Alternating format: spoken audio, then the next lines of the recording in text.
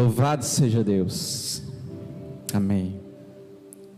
Você pode mais uma vez orar pela minha vida e orar pela sua vida, para que você possa ser iluminado pelo Espírito Santo e que o entendimento do alto possa cair sobre você, e você orar por minha vida, para que eu possa ser usado pelo Senhor, para que esse entendimento possa ser transmitido para o seu coração.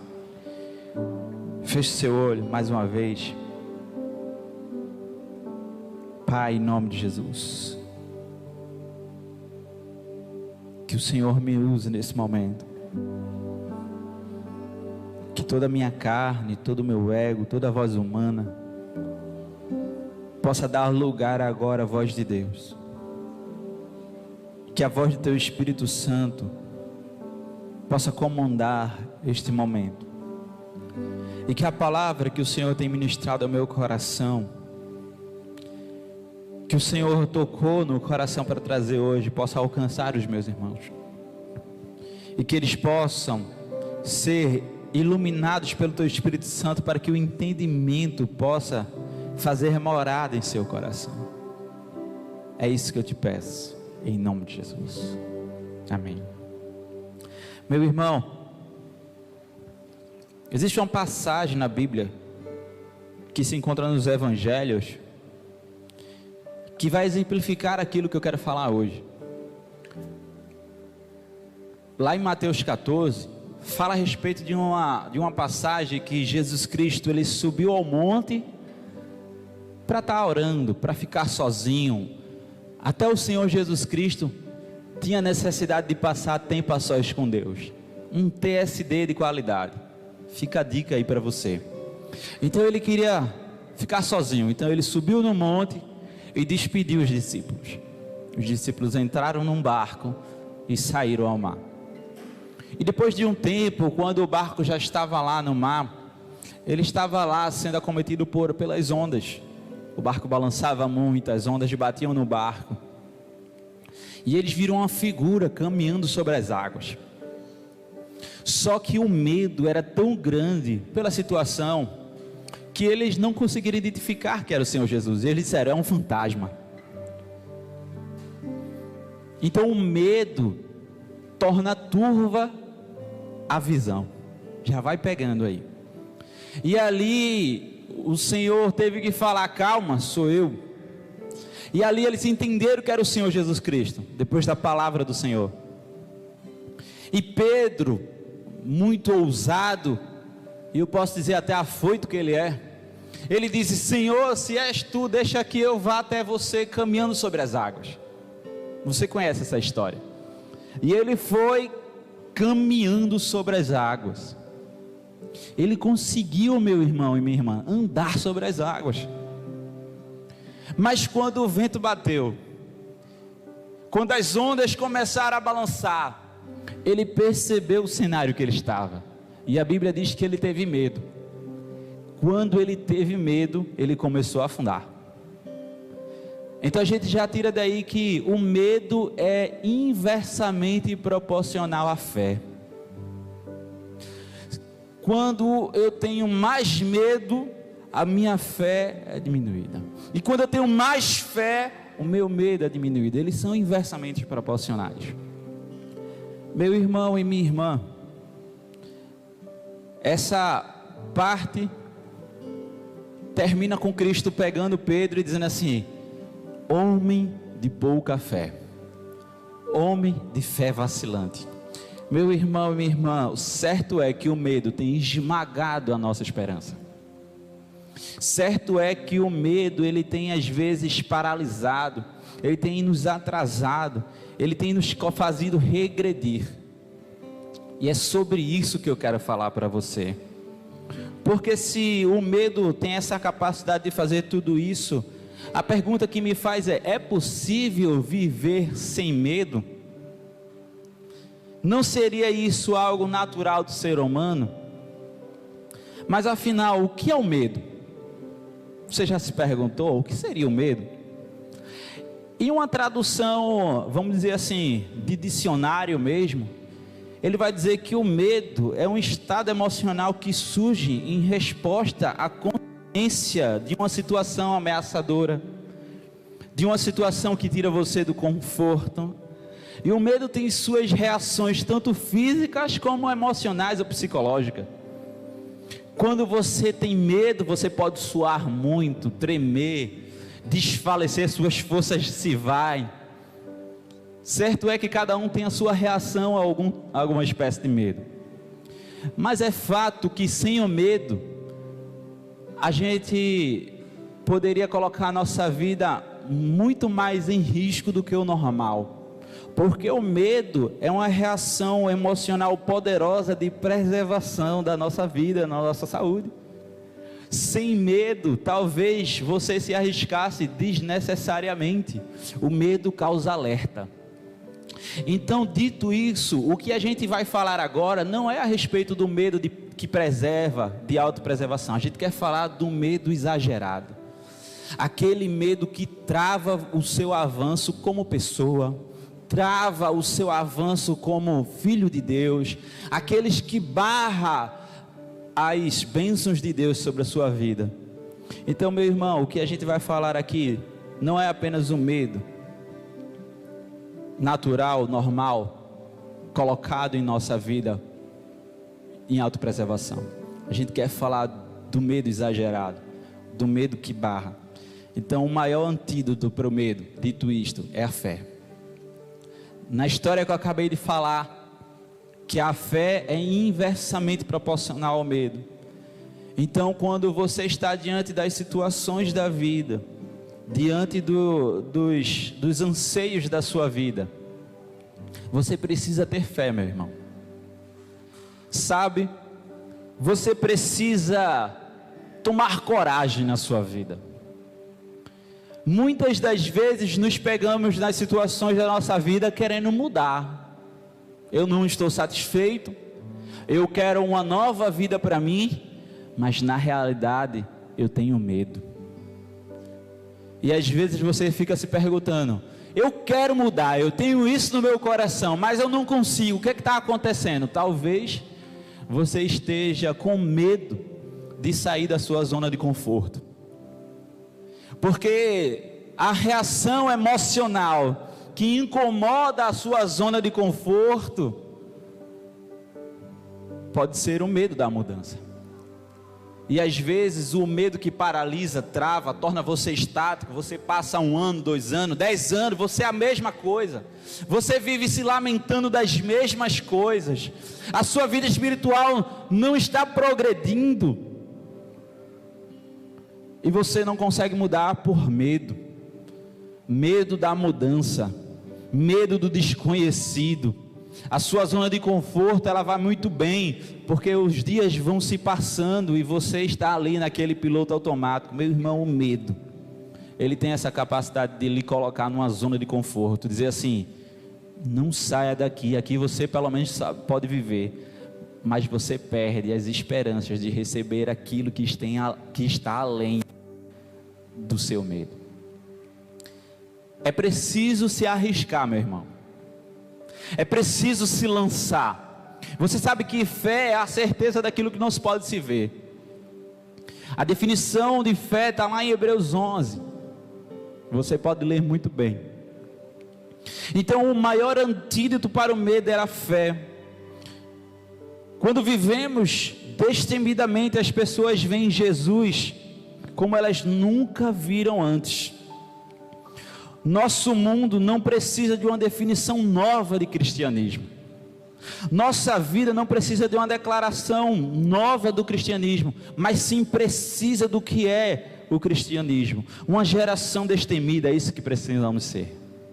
Precisamos avançar as barreiras dos nossos medos, aquilo que nos limita. Meu irmão, como é difícil viver sem poder sonhar.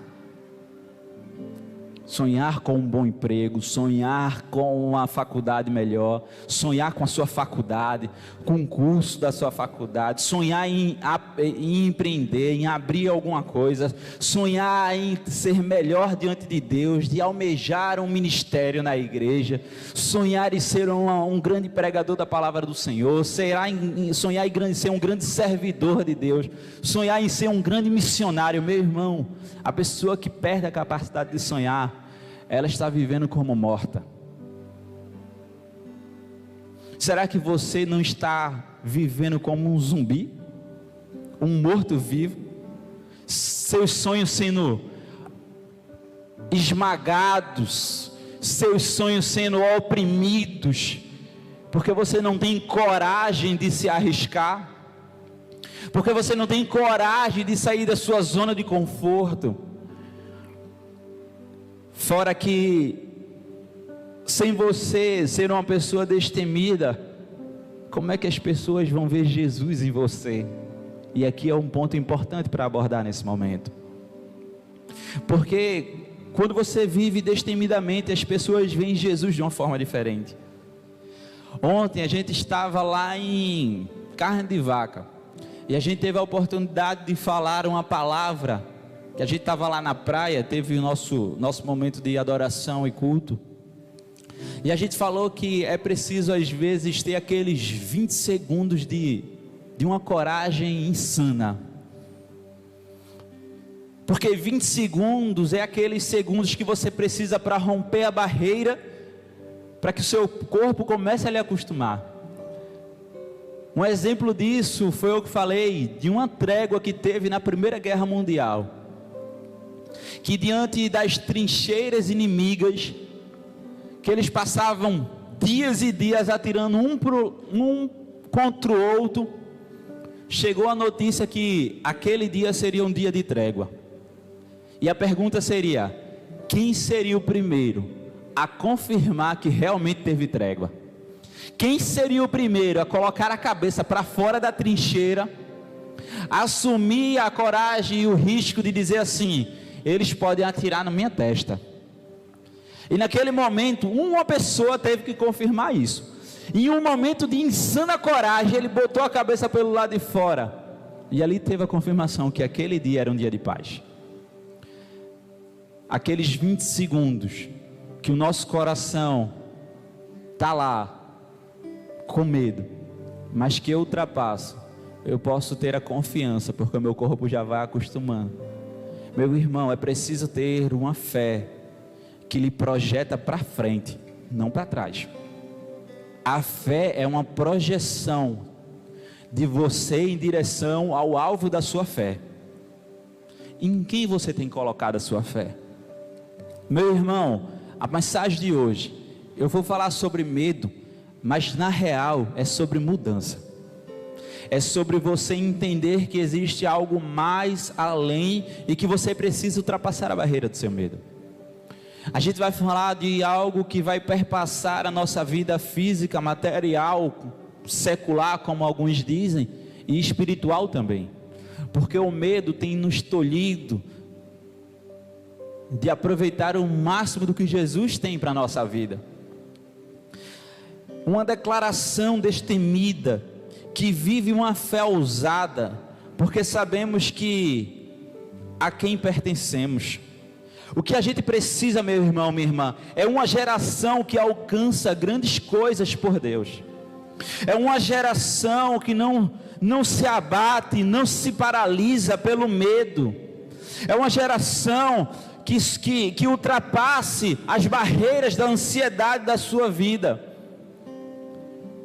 E eu queria fazer uma declaração dizendo que esse tipo de medo é uma mentira na sua vida. Esse medo é um medo que vai fazer com que você possa paralisar, regredir. É uma mentira na sua vida. Não aceite isso, porque a geração que Deus quer é uma geração que diz, como diz lá em Josué 1:9, texto conhecido, que diz assim: sejam fortes e corajosos. É isso que vocês precisam ser nessa sociedade. um povo forte e corajoso. Josué 1,9 diz: sejam fortes e corajosos, não se apavorem nem se desanimem, pois o Senhor, o seu Deus, estará com você por onde você andar. Sabe o que é isso aqui? Foquem na coisa certa. Você precisa focar na coisa certa. Você está sendo paralisado, você está há 10 anos sendo a mesma coisa, no mesmo lugar, não sai do lugar porque você está focando nas coisas erradas. Meu irmão, focar as coisas certas vai dizer o tom da nossa mudança. Josué diz: sejam fortes e corajosos, não se apavorem nem se desanimem. Mas ele não diz isso ao Léo, porque, meu irmão, se eu disser assim para você: seja forte e corajoso, não desanime, você fica assim: ok, mas no que é que eu vou me apoiar? No que é que eu vou me segurar? No que é que eu vou ter minha base? Qual é o ponto que eu posso me firmar minha fé? Em quem que eu posso ser meu porto seguro nos momentos que o medo vai chegar no meu coração, meu irmão? Porque o medo vai chegar. Eu não estou dizendo que você vai ser livre do medo, porque a mensagem é: você deve ultrapassar o medo, você deve vencer esse medo. Mas ele diz que o Senhor, o seu Deus, estará com você por onde você andar. Meu irmão e minha irmã, Deus, ele sempre foi colocado na história bíblica como um porto seguro. Eleve meus olhos para o monte, de onde vai vir meu socorro? Vem do Senhor. O Senhor é como uma fortaleza no qual eu me abrigo. Vem do Senhor. Meu irmão, minha irmã, talvez o seu foco esteja errado, talvez o meu foco esteja errado, talvez a minha fé esteja sido direcionada para algum lugar em que não tem uma confiança, em que não tem uma firmeza que Deus tem. E como eu disse que é inversamente proporcional, quando o alvo da minha fé é vacilante, quando o alvo da minha fé é falha, o que torna para mim não é uma confiança, é um medo. E aí, como Pedro, eu começo a afundar nas águas, porque eu começo a perceber que ao meu redor existe um vento forte, uma tempestade, que águas batem no barco. Meu irmão, relembrem comigo, no final do Sermão do Monte, capítulo 7 de Mateus, a Bíblia vai dizer que aquele que é firmado na rocha, pode vir as tempestades, o vento, vai bater contra a casa e ela ficará de pé, porque existe uma fé firmada na rocha, porque o meu socorro, o seu socorro vem do Senhor, porque é o Senhor que vai acompanhar você durante a sua jornada. Não desanime, porque o Senhor, eu sou o seu Deus e estará com você por onde você andar. Foque nas coisas certas. Todos os dias você escolhe no que você vai entregar poder. Como assim, Clefson? Aquilo que você tiver sua atenção, aquilo que você gastar a sua atenção, aquilo que você determinar o seu foco, é aquilo que você vai estar dando autoridade, é aquilo que você vai estar dando poder na sua vida.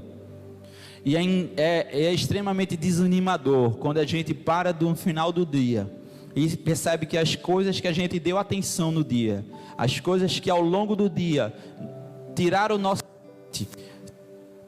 ocupou o nosso coração, às vezes foi um pensamento negativo que alguém lançou, às vezes foi um medo de alguma coisa durante o dia, às vezes é o passado da gente, às vezes é até uma série de TV em que eu gasto o meu tempo e aí no final de tudo eu não absorvo nada. Então, meu irmão, focar nas coisas certas é importante. Focar naquilo que vai projetar você e fazer você de uma pessoa melhor é extremamente importante. O que ele está dizendo aqui é que às vezes existem muitas coisas que nos entretêm e não nos projeta para canto nenhum. Eu não estou dizendo que as coisas são erradas, eu estou dizendo que talvez você esteja fazendo mau uso dessas coisas. Talvez o seu tempo, você está gastando mais tempo com coisas erradas, inclusive a citar redes sociais, por exemplo. Às vezes você fica lá passando no seu feed do Instagram, você reparar que a rede social ela é feita para que eu possa ocupar o seu tempo. Quando você vai ver o feed dos outros, são várias bolinhas, infinitas bolinhas. Você vai passar 1 a 2 horas ali vendo o status das pessoas. Você vai rir com algumas coisas. Mas não sei se você já teve essa sensação, que no final de você ver todos os status, você fez, poxa, eu passei 2 horas aqui. E talvez não tenha sido tão proveitoso para você. Às vezes aquela sensação de perder tempo. Meu irmão, foque nas coisas certas. Você escolhe aquilo que você vai dar autoridade sobre a sua vida. É aquilo que vai ter a sua atenção durante a semana. É aquilo que vai ocupar o seu pensamento. Eu não estou dizendo que você não pode ser ou usar as redes sociais. Eu estou dizendo que você possa usar com sabedoria. Aquilo que damos atenção, também damos autoridade. Se escolhermos manter nossa atenção em Deus, permitimos que Ele trabalhe em nós, por meio de nós, nossos pensamentos sobre a vida mudam, meu irmão. Pensamentos sobre as coisas, elas vão mudar. Pensamentos sobre as nossas propriedades, prioridades. Vemos que o seu poder agindo em nós todos os dias. Eu nunca esqueço desse versículo. E eu peço que, se você não tem esse versículo marcado na sua Bíblia, você marque. Mas abra comigo aí em Filipenses 4:8. Esse versículo me ajudou muito a focar nas coisas certas, a focar naquilo que me projeta para frente, para cima, para Deus. Filipenses 4, versículo 8. Marque esse versículo. Ele é importantíssimo para a nossa vida como cristão. Porque num conselho que Paulo dá, ele diz o seguinte: finalmente, meus irmãos, tudo que for verdadeiro, tudo que for nobre, tudo que for correto, tudo que for amável, tudo que for de boa fama, se haver alguma excelência, se houver algum louvor, que isso possa ocupar o vosso pensamento. Que maravilhoso, que brilhante. Certas vezes as pessoas me perguntam: Cleferson, pode isso, pode aquilo? Eu nunca mais me esqueço, meu irmão. Eu era um adolescente, e como todo adolescente, ele é inserido na cultura pop do povo, e eu era muito inserido lá, estava na minha escola, todo mundo escutava e era inserido, e eu escutava na época Backstreet Boys. Talvez não seja da sua época, mas eu escutava Backstreet Boys. Eu cheguei para o meu pastor e disse: pastor, eu escuto Backstreet Boys, é certo eu escutar isso? E o meu pastor, que era de outra época, não sabia nem o que era isso. E aí ele fez: olha, meu irmão, vem cá. Saudoso pastor Edivardo, pastor nosso, que deu nome ao segundo nome do filho do pastor Vanderlei, João, né? João Edivardo, era nosso pastor lá na outra igreja.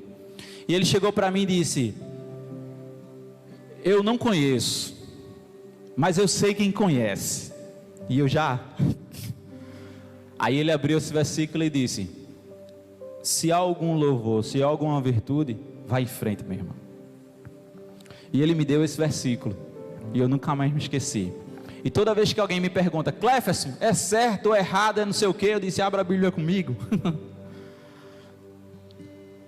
Se for verdadeiro, se for nobre, se for correto, se for amável, se for de boa fama, se houver algo excelente, digno de louvor, que isso ocupe o seu pensamento. Isso aqui me norteia para tudo que eu faço na minha vida. Porque se há algo, meu irmão, que surge na nossa vida, longe desse versículo, ele só vai servir para distrair e atrapalhar você.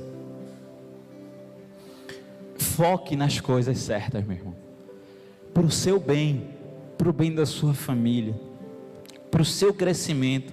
Quanto mais focamos nas coisas certas, mais damos poder ao Espírito Santo na nossa vida. O que mais você e eu queremos como crentes em Deus é focar nas coisas certas, é ter o Espírito Santo do Senhor agindo em nós. Eu falo isso porque se eu perguntar aqui, se você quer que o Espírito Santo haja na sua vida, certamente você vai dizer que sim. Para que possamos mudar a nossa vida, é preciso a ajuda do Espírito Santo.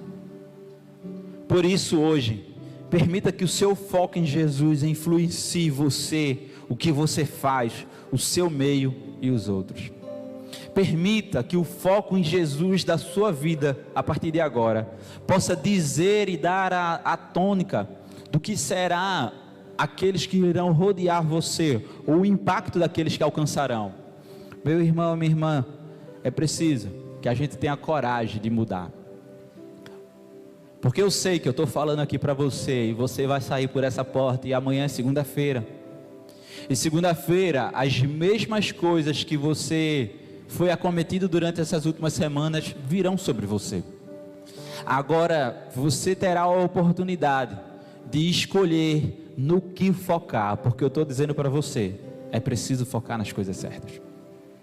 Sabe, eu estou entregando para você algo poderoso. E como diz lá tio Ben para o Peter Parker, com grandes poderes existem grandes responsabilidades. Agora você tem o poder. Agora você precisa encarar as responsabilidades do poder que está sobre você. Meu irmão, foque nas coisas certas. Lá em 2 Timóteo 1:7, foi o versículo que a gente falou muito ontem. Ele diz o seguinte: pois Deus, Ele não deu um espírito de covardia, mas poder, amor e equilíbrio. Meu irmão, a gente não pode confundir as coisas. Porque quando a gente fala, você precisa ter coragem, ser ousado, destemido. Algumas pessoas podem ir do 8 para o 80. E acaba ser um cara chato, que passa por cima das pessoas, pensando que está sendo valente, mas vem atropelando muitas coisas. É preciso ter a cabeça ciente daquilo que está acontecendo. O que o versículo diz é que Deus não nos deu um espírito de covardia. Se Ele não deu um espírito de covardia, o espírito que está sobre você é de ousadia e coragem. Mas essa ousadia e coragem, segundo esse versículo, ele diz assim, é de poder, mas ele é de amor e de equilíbrio.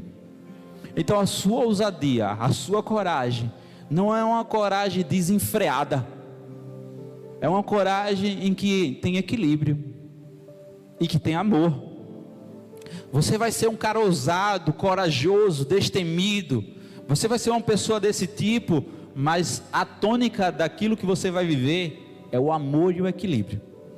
Esse versículo é brilhante, porque ele não nos coloca do 8 para o 80, mas que você possa ter esse equilíbrio. Porque você precisa ter isso em mente para que você possa celebrar pequenas vitórias. Isso aqui é muito importante, porque quando a gente diz, seja forte e corajoso, sonhe alto mesmo, porque a gente fala muito disso, para você sonhar alto, para que você possa ter sonhos em Deus grandiosos, mas você acaba não tendo o prazer de celebrar pequenas coisas, porque, meu irmão, é um passo de cada vez. Você não pode pular do agora para o seu objetivo, porque você precisa alcançá-lo. Você precisa celebrar pequenas vitórias. Algumas vezes as coisas que tememos podem aparecer uma muralha impossível de escalar, mas todo viajante experiente, ele sabe que uma jornada ela é feita de pequenos passos. Para eu chegar lá na minha casa, eu tenho uma estrada a percorrer. As batalhas elas serão vencidas por pequenas vitórias. Olha o que diz lá em Gálatas 6:9. A gente precisa lembrar disso. Não nos cansemos de fazer o bem, pois no tempo próprio colheremos se não desanimarmos. Amém, meu irmão?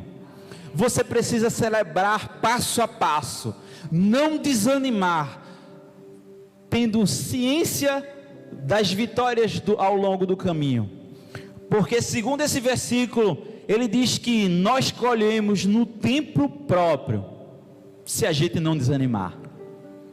O segredo é reconhecer e celebrar pequenas vitórias, e você usa essas pequenas vitórias para jogá-las de volta na cara do medo, para que você possa dizer assim: Satanás, hoje eu venci e amanhã eu vou vencer de novo. Para que você possa ter a firmeza, e essas pequenas vitórias ao longo do caminho vai motivando o seu coração de perseguir esse caminho. É aquilo que vai lhe dar combustível, é aquilo que vai lhe animar o coração, é aquilo que vai trazer você de volta para o caminho, caso você vacile. Você tem uma vitória aqui, aí no outro você já vacilou. Daqui a pouco você se lembra daquele dia bom que você venceu e disse: não, tem algo melhor, eu venci, então próximo dia eu vencerei também. Não se esqueça das pequenas vitórias, meu irmão. Nessa caminhada de vencer o medo, uma das ferramentas mais importantes é você saber quem você é e a quem você pertence. Ah, meu Deus, como isso muda a visão.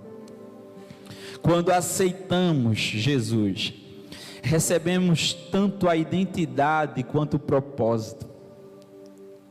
Quando a gente está diante do Senhor Jesus, nós somos salvos e chamados de acordo com o seu propósito e missão. Você pode abrir comigo a Bíblia lá em 2 Timóteo.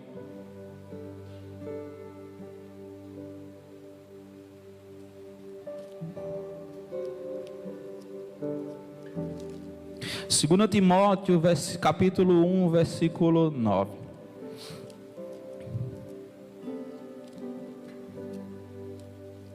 Segundo Timóteo 1, 9, ele vai dizer o seguinte: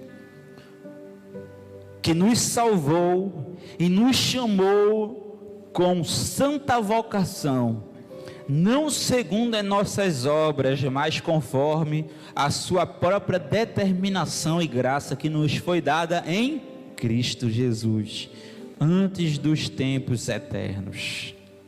Saiba quem você é e a quem você pertence, meu irmão.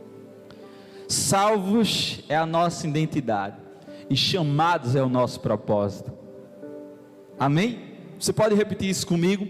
Salvo é a nossa identidade. Vamos lá? Salvo é a nossa identidade e chamado é o nosso propósito. E chamado é o nosso propósito. Saber a nossa identidade significa que sabemos quem somos e a quem pertencemos. Você sabe que o RG, que a gente chama de identidade, que é o nosso registro geral, em que um número vai determinar quem você é na sociedade, ou vai lhe identificar, pelo menos, na verdade. Quando a gente fala de identidade, é aquilo que nos identifica no reino espiritual, meu irmão. Quem você é em Jesus Cristo. Quando a gente é salvo, uma identidade do Senhor recai sobre nós. Me recordo que, no afã de expulsar demônios, alguns discípulos chegaram lá e tentaram fazer alguma coisa, em vão, porque não conseguiram. Mas aí Satanás, o demônio incorporado lá no corpo do cara, falou: olha, eu sei quem é Jesus e quem é Paulo, e vocês quem são? Sabe o que significa? Você tem uma identidade no reino espiritual. Agora imagine comigo, se no reino natural você não sabe qual é a sua identidade, como é que está a sua identidade no reino espiritual? Se você é um cara perdido em sua identidade aqui, entre nós, imagine no reino espiritual. Parece que você está lá no SPC Serasa devendo. Meu irmão, é preciso saber quem você é. É preciso saber que Jesus deu a vida por você, para regenerar você, para viver uma nova vida, uma vida de novidade. É Jesus que faz isso. Ele nos tornou justos. A culpa que estava sobre você, o pecado que estava por você, Ele levou na cruz. Você é uma nova criatura, e uma nova criatura deve viver de fato como uma nova criatura. É uma identidade nova. Somos salvos. O passado, meu irmão, é passado.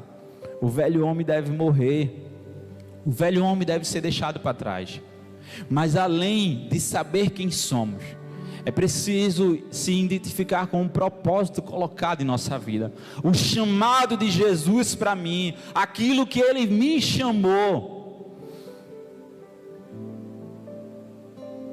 Ser salvo significa ser resgatado, separado, eternidade com Deus. Uma vida focada. E levado para um relacionamento eterno com Deus. Somos filhos de Deus, que são amados, cuidados, perdoados, separados, justificados e tornados cordeiros com Cristo. Saber a nossa identidade é a chave de vencer o medo. Saber quem somos e a quem pertencemos é a chave para vencer o medo que ocupa o seu coração e o meu coração. Existem promessas do Senhor sobre a minha vida e a sua vida. É preciso que você possa conhecer bem essas promessas, para que você possa andar em vitória, porque essas promessas serão um ponto no qual a gente pode se firmar quando o dia mal vier. No dia mal, meu irmão, você vai poder resistir a esse dia firmado nas promessas do Senhor. Mas você precisa conhecer as promessas do Senhor. É por isso que quando o cara é salvo, entra numa intimidade com o Senhor, o caminho natural é a santificação, é cada dia mais você ir crescendo em Deus. Agora, se você rompe isso, se você continua na sua vida de conforto, se o medo tem tolhido você de uma intimidade maior com Deus, você não consegue perceber as promessas de Deus. Se você não consegue perceber as promessas de Deus, como você vai sustentar no dia mal? Porque são as promessas do Senhor que nos sustentam. É o próprio Deus. E a pergunta que fica é: você sabe realmente quem é? Você sabe realmente a quem pertence? Ah, meu irmão, minha irmã, hoje é um convite a você dar um passo a mais. Hoje é um convite para você dizer assim: eu quero mudar, eu quero dar um passo à frente. Isso é tão real que até o mundo aí fora sabe, reconhece. Chico Sainz falava: um passo à frente e você não está mais no mesmo lugar. Sabe o que ele estava querendo dizer? É preciso você se mover e sair da sua zona de conforto. E eu quero repetir isso para você. Você precisa sair do lugar. É preciso coragem, porque às vezes o lugar de cativeiro acaba fazendo com que você possa ser acostumado com esse lugar de cativeiro. A vida medíocre, vamos dizer assim, a vida mediana, levada no banho-maria. Muitas vezes você vai dizer: aqui está bom demais. Mas o Senhor tem mais para você. Existe uma síndrome chamada Síndrome de Estocolmo.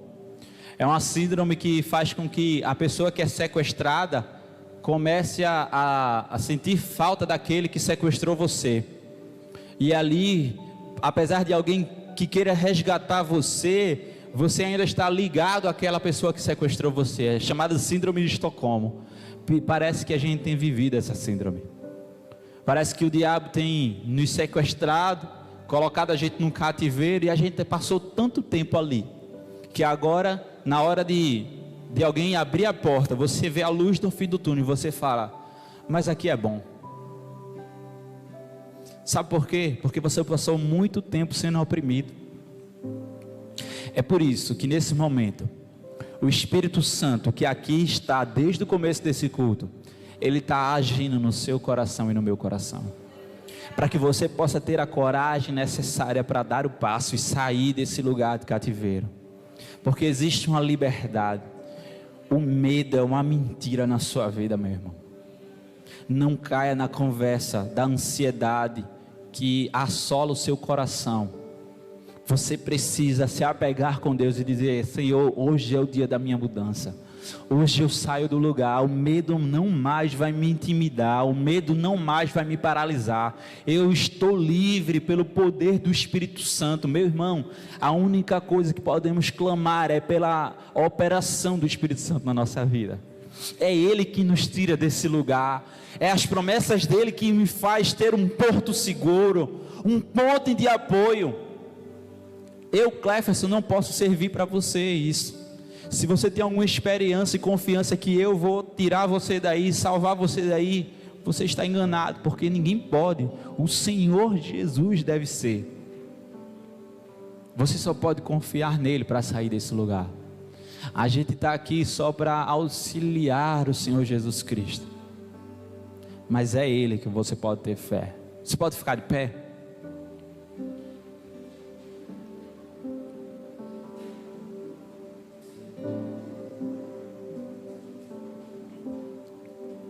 Convido o grupo já para estar aqui.